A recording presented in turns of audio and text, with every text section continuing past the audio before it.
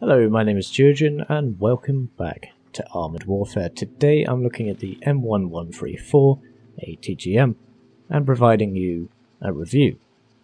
The vehicle is a Tier 7 premium tank destroyer with the qualities of an armoured fighting vehicle as well, which is intriguing and makes that unique, or makes the vehicle unique in that respect, and also it's quite a unique vehicle because only one other vehicle relies solely on its ATGMs, and that is of course the Swingfire at Tier 4.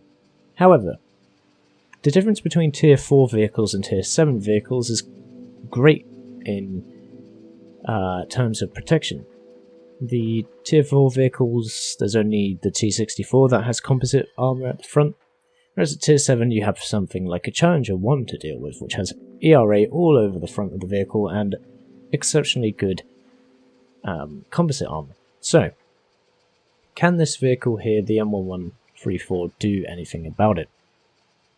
The answer is yes and no, and that isn't really helpful. But if we take a look at the stats, I'll tell you why. So, the vehicle, as I alluded to, obviously only relies on ATGMs, 2 missiles in each salvo before you have to reload. Each missile does 580 damage and 940 penetration. However, the damage has been augmented with experimental propellant, and reload time has been augmented by thermal sleeve as well as intercom systems, which increases the crew stats. So, the damage per minute here, 5,541, and the reload time of 10.57 seconds is incorrect. I, in game with my M1134, with Rashid as the commander, get a reload of 9.17 seconds, and the DPM therefore is a bit higher. I haven't actually calculated it, but it is slightly higher than that. But bearing in mind, this is if you penetrate each missile and hit the target every single time. So bear that in mind. The hit points is a standard hit points, 1660. It shares the same amount of hit points as a Centauro 120 here. You can see both of them don't have any retrofits which improve the whole hit points. So 1660 is okay. You're not really playing this vehicle for tanking in the traditional sense like a Challenger 1 does. The mobility is good. 105 kilometers an hour top speed and a 3.6 second acceleration time up to 32 kilometers an hour. This is thanks to the fact that it's based on a Striker. The Striker chassis, as you can see here, is exactly the same. The 4 wheels on each side, the same whole shape and design. However, the Striker at Tier 8 gets this cage armor and a good gun, whereas the M1134 does not. And it has some cage at the front, but it has these ERA blocks all over the sides and some over the rear. No, I'm not sure what that is. Storage perhaps? But yeah, ERA on the sides and front at least. The view range and camo. View range is not good, of 417 meters, and considering this vehicle needs to be at the back firing its missiles to support people, then perhaps in the future I should switch out one of my slots here, perhaps the intercom slot, to a view range boosting slot as well as perhaps the damage one. Because if you can't see your targets, then you can't damage them, and you don't want to be spotted in this thing, as we're going to see in a moment. Cannon depression, or the missile's depression of -10 degrees is fine, and it's -12 at the back. The thing is, you cannot, depending on how you fire the missiles, you can't aim them everywhere. It's quite vague how I'm saying this, but if you fire them on a flat level like this, you can fire them just fine, and you can depress them just fine. If you have the hole raised up a hill, however, then you can't bring the gun, you can't bring the missiles down for some reason. I've had trouble with that. Maybe it's just me. So yeah, that's just an off thought, really. The turret traverse. This thing has a turret. That's another thing that changes from the Swingfire. The Swingfire doesn't have a turret, and it's quite challenging to play that vehicle in terms of aligning yourself with enemy vehicles, or lines of sight to an enemy vehicle. The traverse speed of 43 degrees is okay, it's not bad, it's definitely not slow, and you can readjust your targets quite easily. 1.5 second delay between each of the missiles is not between each of the missiles, but between the once you've moved to stopping, you have to wait 1.5 seconds before you can fire. That's what it means. I'm just going to take a look at the swing fire actually, just to see what the delay is between it, the wait time. It's 1.5 seconds as well, so there you go. The vehicle, the M1134, however, as we're going to see now, once I find it again, very professional, I know. There we go. Does not have good armor. Certainly not. It shares that with the Striker, and it shares that with the Swingfire. All of those vehicles have poor armor. Composition is interesting, however. AP and HE of 1.1 and a maximum armor thickness of 42mm. There is a slope on the front, so you may absorb maybe 1 or 2 shells. However, there's a slope and then there's a raise here, as you can see, which makes the armor flatter and easier to penetrate. The side armor is big and flat, and the rear armor is big and flat. So basically, autocannons are going to penetrate you all day long. The heat, however, heat ammo and missiles is interesting because this has a 6.25 hull modifier against those kinds of rounds and ammunition. So the armor jumps up to over 230 on the front, 219 on the side, and 188 at the rear of the turret, in fact, and 219 at the rear of the hull. 238 on the sides, like it is on the front. I misread that, sorry. Anyway, that's enough of those stats. We'll move on to what the ammunition looks like. So, you only get one type of ammo. You get these BGM 71Es with a 2-second delay between each of the shells, and a stock reload time of 14 seconds. But as I said, my reload is now under 9, just over 9 even.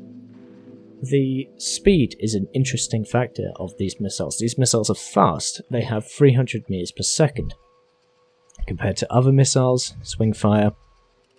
Find it again. Come on. There you are. Swingfire's missiles are slower. 200 meters a second. So that is one benefit of these missiles, and good. If it didn't have this, it would be very hard to play, or much harder to play. Even though your missiles are faster, they still are not going to hit targets 100% of the time, and your aim still has to be on point. The consumables I'd recommend are the following: repair kit, first aid kit, and energy drink in order to improve your reload. If you're getting hit in the swing and get set on fire, you're doing it wrong anyway. You need to be sneaky. You need to be at the back. You need to have people spot for you. That's what I've found anyway.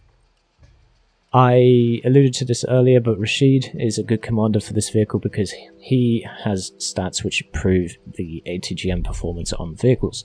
So, firstly, increases hold traverse speed by 15%, that's fine. Quick fire missiles, 10% reload reduction, and the rotation speed of the turret is improved by 15%. You can then get these ones down here. This one's quite interesting. The reload time is reduced while near an enemy, an allied vehicle. So I'd recommend him. If you want more view range, you can change the retrofits, which we'll talk about.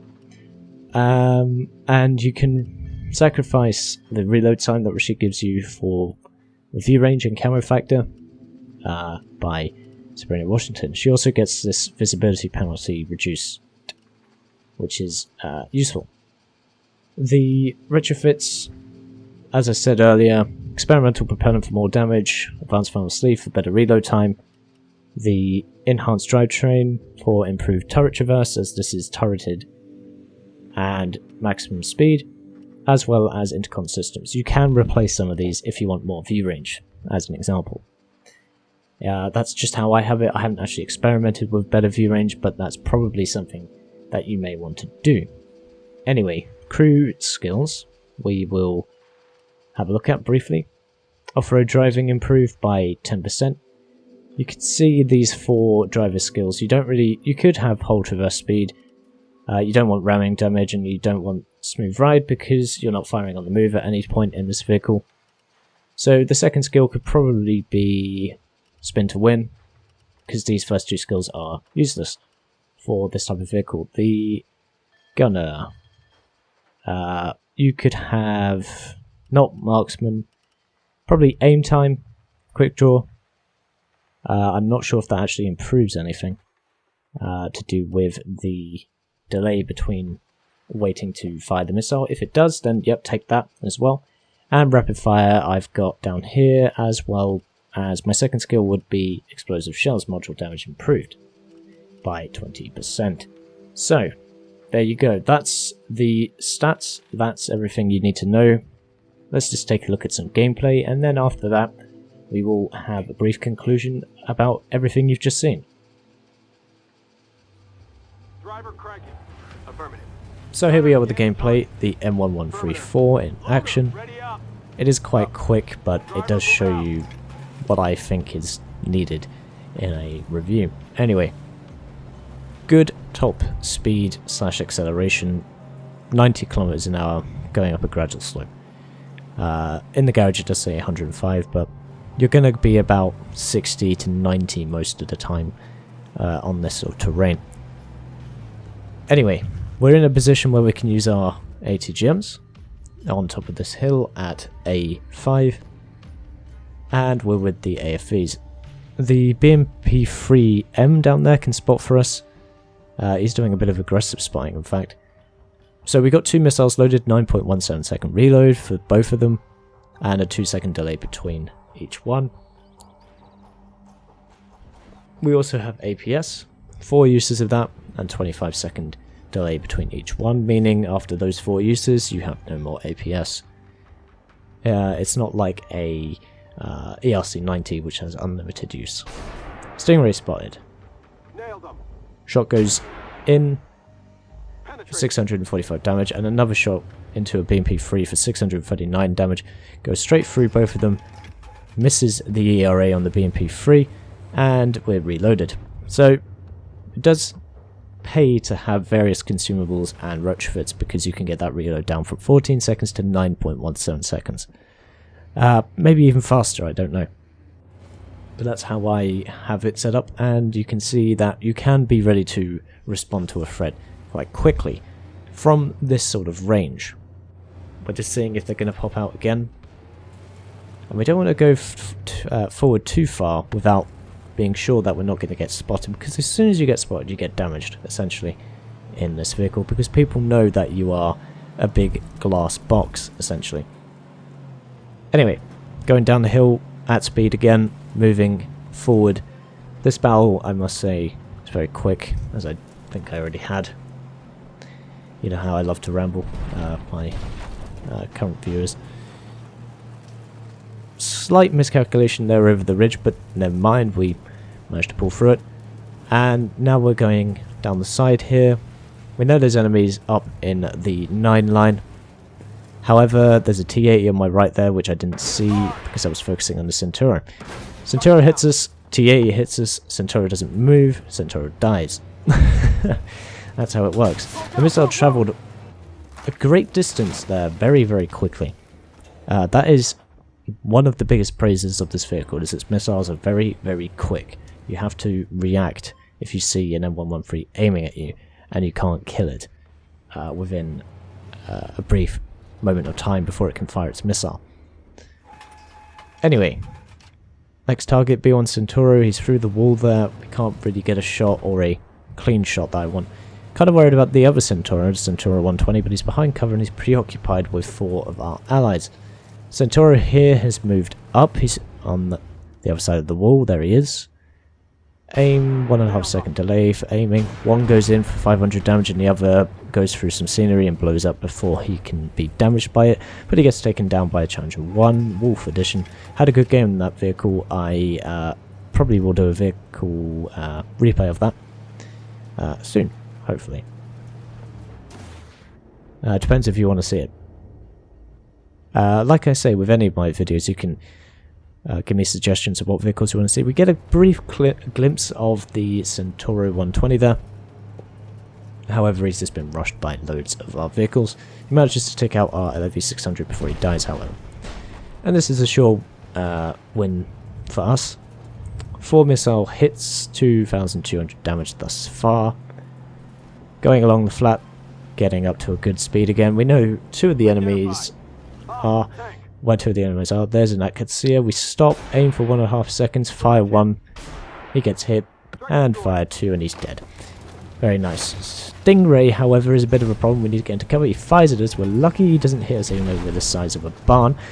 And we get into the water. We aim, wait for him. Oh, he's called George, the guy I killed. Lol. Aim at the Stingray, but he gets taken down. So, I'm a moron with rockets, apparently. Yeah, there you go. Never mind. The damage was 3,002 damage with 6 rocket hits. We'll just take a look at the rest of the stats though when they load up. Here we go. 8,000 reputation, 261,000 credits, 4 assists, 1,000 spying damage, top on the team on base experience, and damage as well. Missed 2 missiles out of 8, killed 2 enemies, damaged several. There you go. We'll just take a brief conclusion back in the garage. So I hope that helps you guys in formulating an opinion on the M1134 ATGM.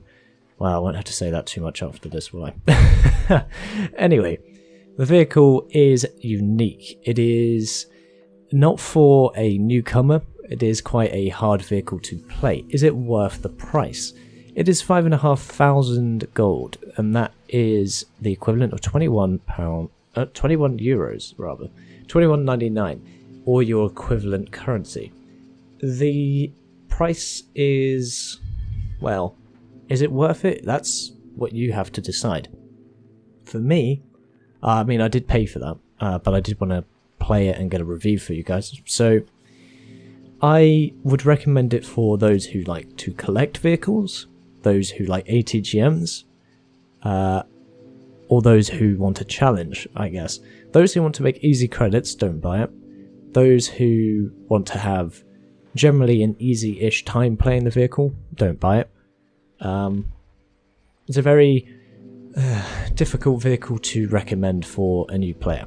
So there you go. There's my opinion. It's an interesting vehicle. It can do well. It generally doesn't. And I wouldn't recommend it for new players or those who don't really like ATGM play. Anyway, tell me your thoughts on this replay and review down below. And as always, I've been Geogen, and I'll see you chaps and chapettes in the next one.